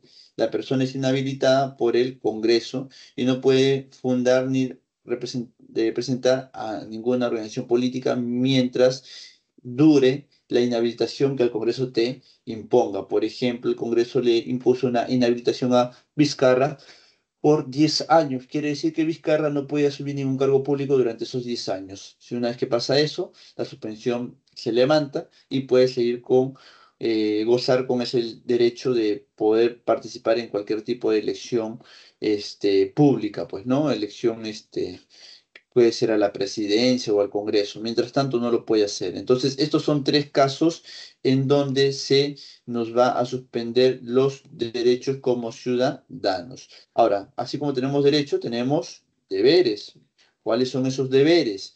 Un deber es la de honrar a tu patria. Nosotros debemos honrar a nuestra patria porque si no lo hacemos, podemos de repente recibir algún tipo de sanción o castigo. También debemos de defender y la Constitución y las leyes y hacer cumplirlas y también cumplirlas una misma, porque si no cumplimos las leyes podemos también recibir algún tipo de sanción o castigo por parte del juez, porque si tú no respetas la Constitución y transgredes la Constitución estarías cometiendo un delito, ¿sí? Otro deber es la de pagar tus tributos. Tú al cumplir la mayoría de edad, o sea, 18 años de edad, además, tú estás en la obligación, claro, si bien vas a partir de los 18 años de edad, además, tú puedes trabajar libremente donde quieras, así como puedes trabajar libremente, dependiendo de tus ingresos, también vas a tener que pagar tus tributos. ¿Qué más? Otro deber es la de sufragar, así como la de elegir a tus gobernantes. Es un derecho, también es un deber. Es un deber de sufragar en los procesos electorales y consultas populares, con las excepciones establecidas de acuerdo a ley, ¿no? Pero si puedes, no solamente sufragar como derecho, sino también debes de sufragar como deber. Si no, profe, pero ¿por qué es un deber? Bueno, tú sabes que si no sufragas, si no votas por tu gobernante, vas a recibir ¿qué cosa? Una multa, por lo tanto, te están obligando a participar de los procesos electorales. Muy bien. Ahora, tenemos algunos mecanismos, ¿sí? Tenemos algunos mecanismos eh, de participación ciudadana. O sea, unos mecanismos como nosotros como ciudadanos podemos participar en asuntos públicos o políticos. Estos mecanismos pueden ser mecanismos de control o de participación. Y lo vamos a ver a continuación.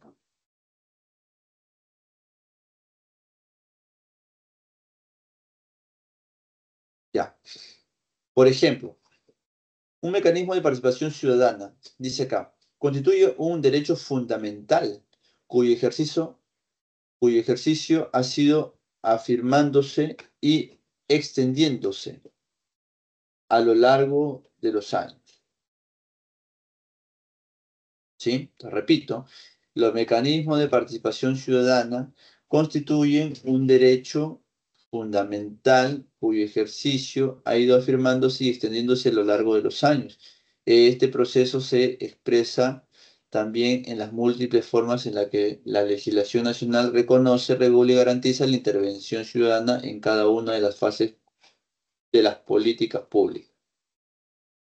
¿Sí? Entonces, ya saben, estos mecanismos de participación ciudadana no es que de un momento a otro nos los dieron, ha sido producto de levantamiento de la población, no de, digamos, protesta de la población, porque no es que los gobernantes han querido siempre que participemos como ciudadanos, al contrario, siempre han buscado reprimirnos, ¿no? Como por ejemplo lo vemos ahora. Ahora sabemos todos que tenemos el derecho de protestar, de salir a las calles. Sin embargo, el Congreso, pues bajo su represión, está estableciendo leyes o normas para evitar que salgamos a la calle en estos días a protestar, para que todo el mundo se entere de las violaciones de derechos humanos que se está dando en nuestro país.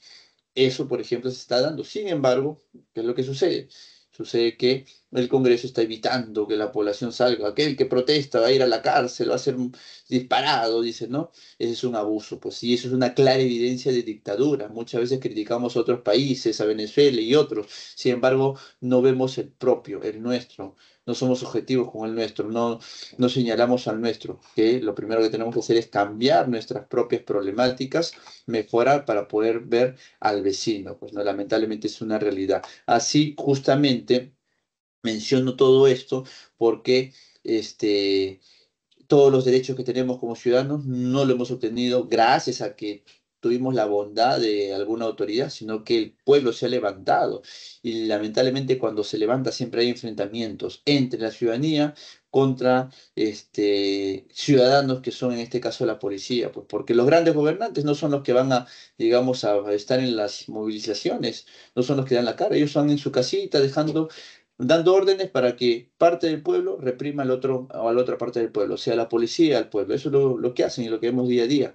Entonces, en estos mecanismos de participación ciudadana también se han ido logrando, ¿no? Producto de luchas, pues, por parte del pueblo, y eso ha permitido que la ciudadanía participe, ¿no?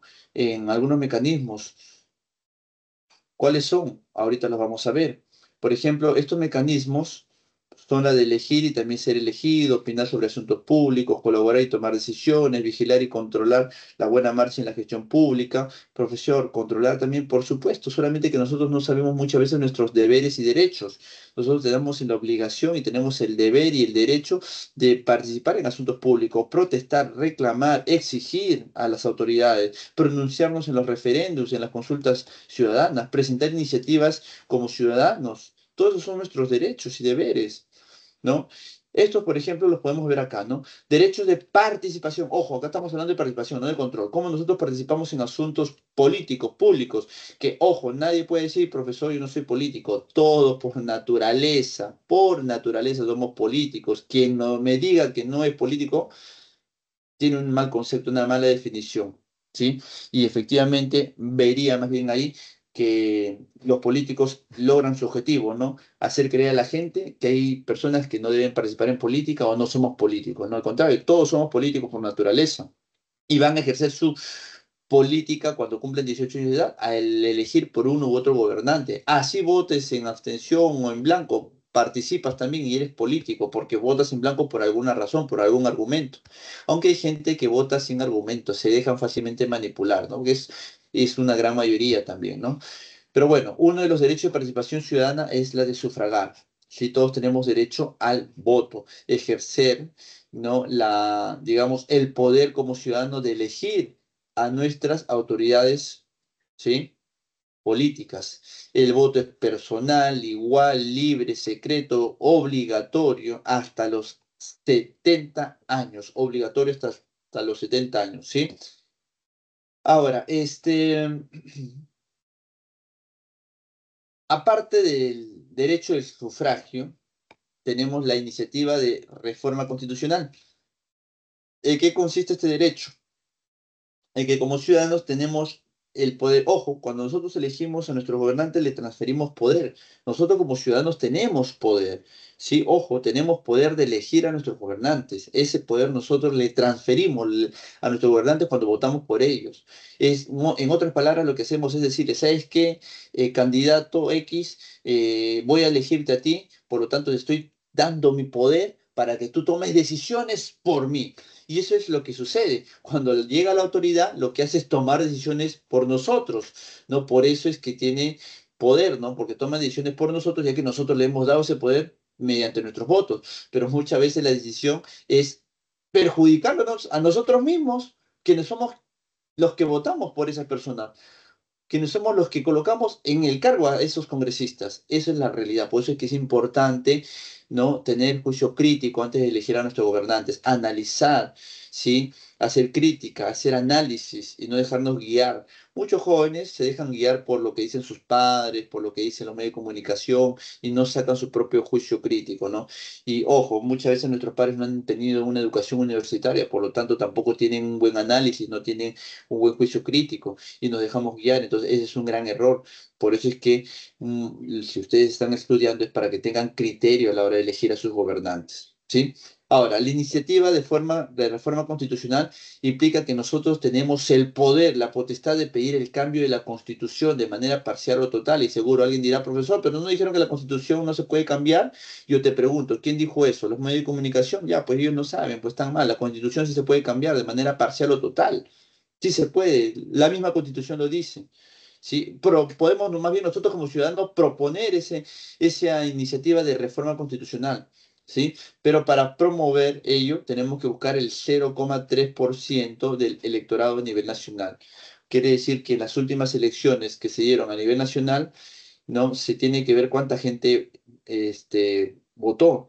Si de repente los casi 34 millones de peruanos votaron 22 millones, tenemos que conseguir el 0,3% de 22 millones, ¿sí? Para que respalde nuestra iniciativa de reforma constitucional. Puede ser una reforma total o parcial, o puede ser de repente la iniciativa de formación de una ley. Podemos proponer una ley también, pero tenemos que seguir el mismo mecanismo, buscar el 0,3% de la cantidad de votantes del último proceso electoral. Con ello tenemos los requisitos para proponer. Se presenta por mesa de parte del Congreso y llega a la comisión respectiva. Pero como el poder o la potestad de hacer leyes es del Congreso, el Congreso dirá si procede o no procede. Y si procede, puede hacerle variaciones, ¿no? Pero ya pusimos, como se dice, la primera piedra o la iniciativa. Por eso se llama iniciativa de reforma constitucional. ¿Ya saben?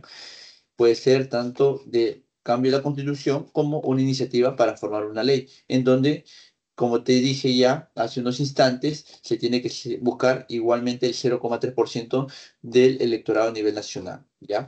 Por otro lado, tenemos también los referéndums como otra forma de participación ciudadana. Los referéndums es la facultad que tienen los ciudadanos para someter algún tipo de norma o ley a una consulta para su aprobación, modificación o derogación. Pero para que el pueblo pida ese referéndum, se tiene que solicitar el referéndum con un 10% del electorado a nivel nacional o local, dependiendo en dónde se pide el referéndum. Si es el referéndum a nivel local, a nivel de un pueblo, tiene que conseguir el 10% de votantes de ese pueblo. Si es a nivel nacional, el 10%, digamos, por ejemplo, ¿no? De 22 millones de votantes. Algo así, ¿sí? Ahora, en este caso, tanto de la reforma constitucional, iniciativa de formación de ley o referéndum, en el caso del pueblo necesita firmas que respalden tanto las iniciativas de reforma o de formación de ley como en el caso de referéndum para que se pueda dar el referéndum. Pero también estas iniciativas o referéndums lo pueden pedir autoridades. En el caso de las autoridades no necesitan firmas por el cargo que tienen, por el cargo que ostentan, ya que esa persona representa una gran cantidad o caudal de votos que no es necesario conseguir votos de personas para que respalden su decisión, porque se supone que ya su decisión de la autoridad está siendo respaldada por la gente que votó por dicha persona. ¿Quiere decir que el presidente puede pedir referéndum? Sí, puede pedir referéndum. ¿Por qué? No necesita firmas, porque se supone que el presidente ha llegado a ser presidente debido a que está siendo respaldado todas sus decisiones por una gran cantidad de pobladores. Por más que los pobladores estén en contra del referéndum o de la iniciativa de formación de ley, ya es tarde. Una vez que tú lo eliges, le estás transfiriendo tu poder de elegir por ti durante los próximos 5 años, ¿sí? Y en el caso de gobernadores regionales y alcaldes, ¿no? Durante 4 años. Por eso es que es importante pensar bien a quién elegimos, porque tú le das tu poder por 4 o 5 años dependiendo del cargo, ¿sí? Y esas personas, ese poder les permite proponer leyes, proponer cambio de constitución o un referéndum sin buscar ninguna firma de ciudadanos, porque como ya te dije, representa una cantidad de votos determinados. En cambio, nosotros como ciudadanos, como nadie nos ha elegido, tenemos que conseguir una cantidad de votos como que respaldando nuestra iniciativa de reformación, para respaldar nuestra iniciativa de formación de leyes o nuestra iniciativa de reforma constitucional, o un 10%, ¿no?, de firmas respaldando nuestro referéndum. ¿Está claro?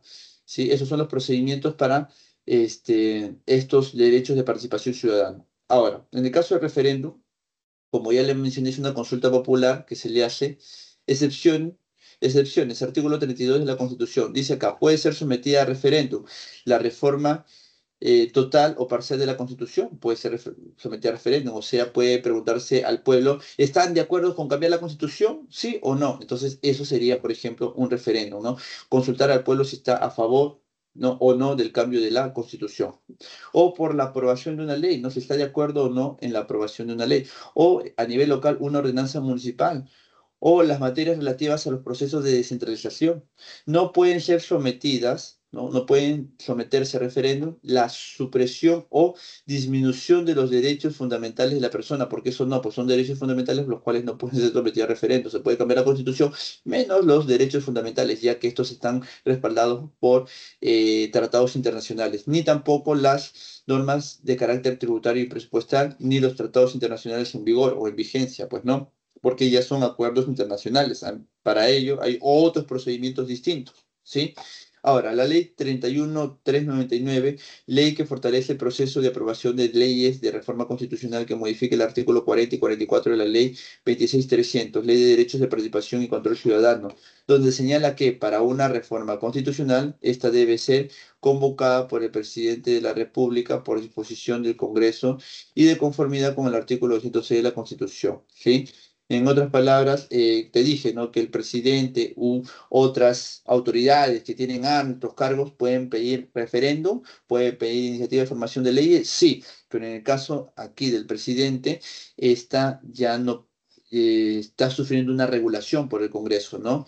Claro, lo que hemos visto también en los últimos años es que el Congreso se ha enquistado en el poder. Ahorita no hay un equilibrio de poderes. Ahorita el Poder Legislativo se ha sobrepuesto tanto del Ejecutivo como incluso del Judicial. Por lo tanto, eso es algo negativo para nuestro país, ¿no? Y eso es lo que genera, por ejemplo, las problemáticas que hoy en día vivimos. Vemos que cada vez los congresistas cambian las leyes a favor de ellos, el beneficio de ellos y en perjuicio del pueblo. Por eso es que se está dando un gobierno actualmente dictatorial por un sector. ¿Sí? Entonces es algo que también nosotros como ustedes, como futuros universitarios, tienen que ya tomar conciencia y ser críticos sobre ello, pero buscando información, siendo objetivos, no dejándose guiar fácilmente, pues, ¿no? Entonces es importante, jóvenes, que ustedes sepan estos procedimientos, no solamente para ingresar a San Marcos, sino para que también entiendan la realidad en la cual estamos viviendo, pues, en el aspecto político día a día, porque, como te dije, todos nosotros como ciudadanos ya tenemos ya nuestra condición política de por sí al tomar posturas de cualquier situación o problemática no social. El referéndum, según el artículo 206 de la Constitución Política del Perú, ¿no? Uno propone, ¿sí?, en este caso la iniciativa corresponde al presidente de la República para la reforma constitucional, luego esto se aprueba en el Congreso y luego se da la votación ciudadana, y si los ciudadanos lo aprueban, pues el referéndum logró, digamos, cierta efectividad, ¿no? Porque si los ciudadanos lo aprueban, entonces, quieras o no, los congresistas se sienten presionados, porque si los ciudadanos están a favor, en contra de una ley, los congresistas se supone que no pueden irse en contra, ¿no? Porque ellos representan al pueblo. Aunque muchas veces hemos visto que el Congreso se va en contra de la ciudadanía, ¿no? Sus decisiones, más bien, en vez de beneficiar, perjudican a la ciudadanía. Ahora vamos a hablar de otros derechos, pero ya no de participación, sino de control ciudadano. Una forma de controlar a nuestras autoridades son las revocatorias. ¿Qué cosa es la revocatoria? Es sacar de su cargo a alguna autoridad que ha sido elegido mediante voto popular. Toda autoridad que ha sido elegido por voto popular puede ser revocado. Todas, ¿ah? Absolutamente todas, menos en dos casos, menos presidente y los congresistas. Pero toda persona que ha sido elegido mediante voto popular en el sector público puede ser revocado. Pero para ello tienes que conseguir el 25% del electorado local, ¿sí? De donde se ha elegido esa autoridad. Si es en una región, el 25% de votantes de la región para pedir la revocatoria y donde ya luego todos votan. O si es en un distrito, el 25% de votantes de dicho distrito y ya luego todos van a votar y entre todos eligen si es que se revoca o no a la autoridad. ¿Está claro? Un caso fue la de Susana Villarán, que se le quiso revocar y bueno, no se le revocó a ella, pero sí a algunos regidores que tenía ella, ¿sí? Acá, por ejemplo, tenemos un caso, no revocatorio. ¿Está de acuerdo con revocar al alcalde? Simplemente hay dos opciones, sí o no. Ahí están las dos únicas opciones. Ahora, la remoción de autoridad es para remover o sacar de su cargo a alguna autoridad que no ha sido elegido por el pueblo, por nosotros, sino que ha sido designado, ¿sí? Por una autoridad superior. Pero para poder pedir la remoción de esa autoridad, sacarlo de ese cargo, debemos de conseguir el 50% del electorado a nivel local. Quiere decir que en un distrito el alcalde coloca dentro de los cargos de funcionario a una persona de confianza. Si esa persona de confianza, el pueblo de dicho distrito está en contra, no les parece por X razones, el pueblo puede pedir la remoción, pero para ello tiene que conseguir el 50% de los votantes de dicho distrito. Mira, el 50% es bastante, pero si lo logran, pues el alcalde o la autoridad superior está en la obligación de remover esa autoridad. Ojo, no necesariamente sacarlo del municipio, ¿no? Lo puede remover a otro cargo. Profe, pero sigue estando en la gestión, claro, pues, pero lograron removerlo, ¿no? Que era el objetivo, ¿no? Inicial, principal, removerlo del cargo, nada más, no sacarlo de todo, ¿no? Lamentablemente es así, te explico los mecanismos, cómo funcionan, ¿no? Luego tenemos la demanda de rendición de cuentas. Esto es la capacidad, ¿no? De interpelar. El pueblo tiene la capacidad de interpelar o cuestionar, ¿no? A las autoridades que ejecutan, ¿sí? Presupuestos, ¿sí? Los cuales son susceptibles, ¿no? Los cargos a revocatoria y remoción. O sea, aquella persona que se le puede revocar o remover, se le puede interpelar, o sea, pedir que rindan cuentas sobre sus acciones, ¿sí?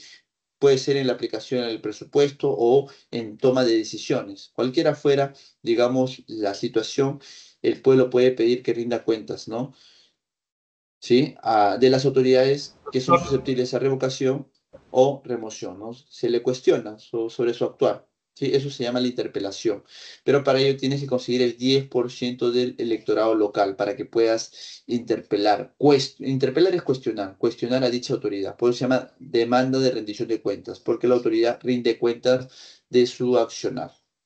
Y ya para ir cerrando, ¿sí? Otra forma de participación ciudadana sería presupuesto participativo.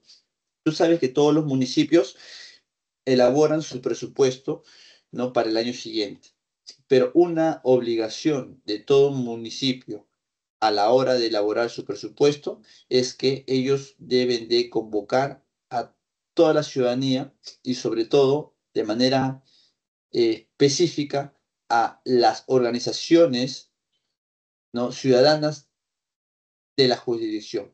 El alcalde está en la obligación de invitarlos para que participen, por eso se llama presupuesto participativo. Los invitan para cierto día, cierta hora y en cierto lugar, ¿no? Para que vayan y ellos puedan exponer o hacer pedidos sobre la situación de su urbanización dentro del distrito y pedir de repente algunos cambios o algún presupuesto. Y el alcalde junto con sus regidores tomarán decisiones. Pues es por eso que de repente por Lima, no sé, pues siempre en los meses de agosto, septiembre, siempre suelen colocar por las calles presupuesto participativo, tal día, tal hora, tal lugar. ¿Para qué? Para que la ciudadanía sepa, porque esto de acá del presupuesto participativo debe ser, ¿no?, abierto, conocido, para que cualquiera pueda ir y observar en qué se está gastando o presupuestando el dinero del municipio, ¿sí? Pero casi nadie va, ¿no? Pero sí el alcalde tiene que invitar de manera general, por norma, y sobre todo de manera particular a aquellas organizaciones vecinales que existen y que están reconocidos por el municipio y van a participar, pues, ¿no? Y ellos harán pedido de necesidades que tengan su localidad dentro del distrito para que el alcalde con sus regidores pues designen algún tipo de obra pública que dé solución a dicha problemática. Por otro lado tenemos la consulta previa.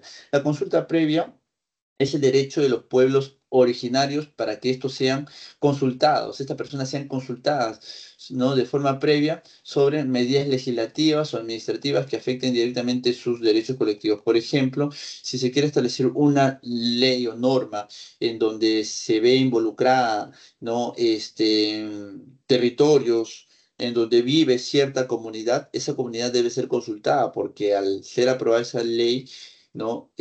Parte del territorio donde ellos viven van a ser afectados. Por lo tanto, esa es la razón ya para que se les consulte, pues, ¿no?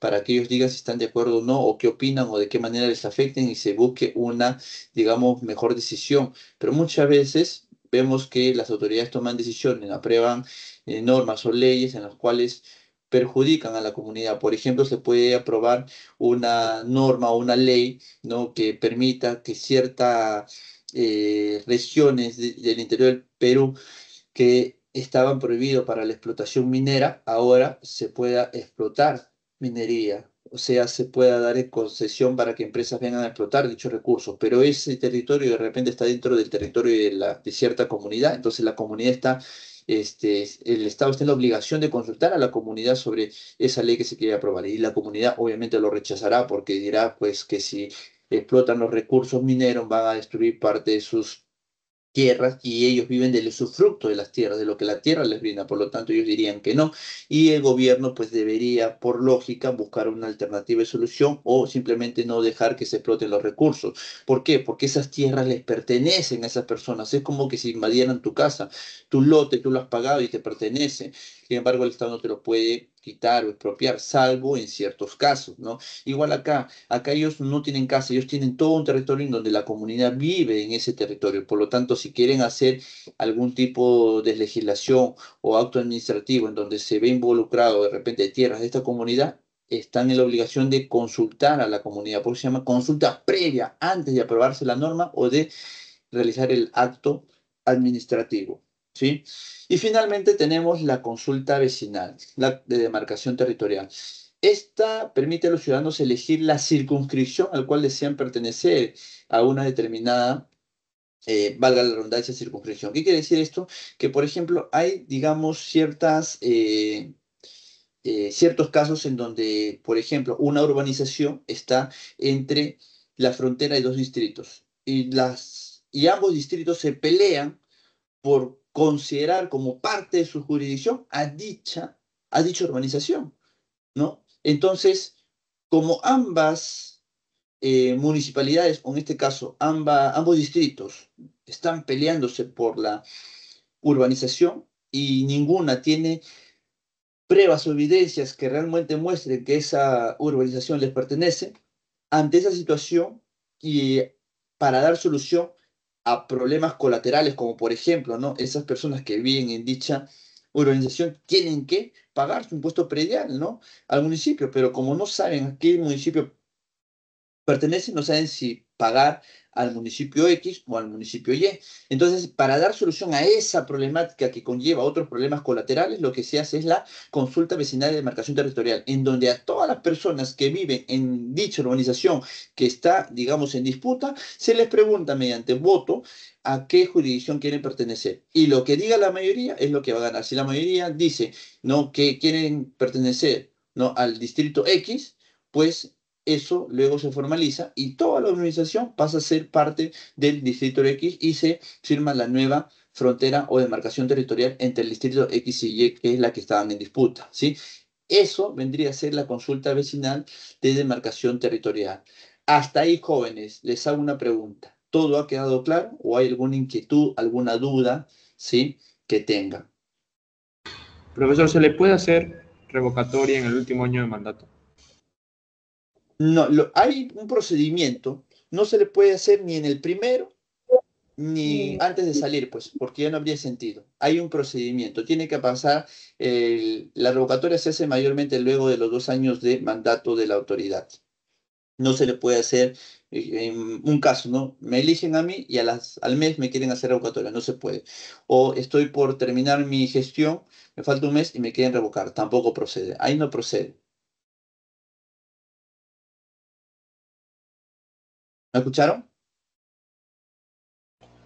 Sí, profe. Ya, muy bien. Otra consulta, mientras le voy dejando acá las claves de cívica, ¿sí? Acá está. Enano, avión, avión y casa. Esas son las claves de cívica, ejercicio 1, 2, 3 y 4. Acá les dejo las claves, muchas gracias. Eso sería todo con relación a cívica. Y más bien, antes de ello, estaba olvidando la fotito. La fotito, jóvenes. Un ratito, antes que Profe, me olvide. Un ratito. Voy a tomar la fotito antes que me olvide. A ver.